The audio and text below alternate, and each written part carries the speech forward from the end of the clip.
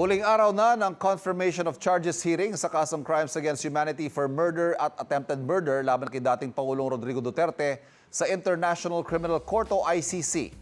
Ano ba ang aasahan pagkatapos ng pagdinig? Sa loob ng 60 araw, maglalabas ang written decision ng pretrial Chamber 1 judges. Sasagutin nila ang tanong, sapat ba ang mga ebidensya laban kay dating Pangulong Duterte? Kung oo, kukumpirmahin nila ang charges o mga paratang at itataas ito sa susunod na level, ang paglilitis o trial. Sa kaso ni Duterte, pwedeng kumpirmahin ang 3 charges, pwede ring 1 o 2 lang sa charges ang kumpirmahin. Diretso pa rin ito sa paglilitis. Sakali tatawagin ng akusado si Duterte. Kung hindi patiyak ang sagot sa sapat bang ebidensya, pwedeng ipagpaliban ang pagdinig at utusan ng mga hukom ang prosekusyon na magbigay ng karagdagang ebidensya o kaya magsagawa ng karagdagang investigasyon. O kaya naman, amyandahan ang kaso kung ibang krimen ang itinuturo ng mga ebidensya.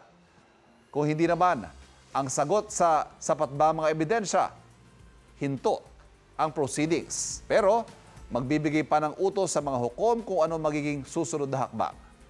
Base sa Rome Statute of the International Criminal Court, kahit i-decline ng chamber ang pagkumpirma ng charges, hindi nito mapipigilan ng prosekusyon na humiling ulit ng confirmation of charges hearing kung may ipipresenta silang dagdag na mga ebidensya.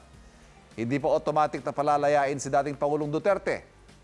Mananatili siya sa loob ng ICC Detention Center habang hinihintayan pa siya ng pretrial Chamber 1.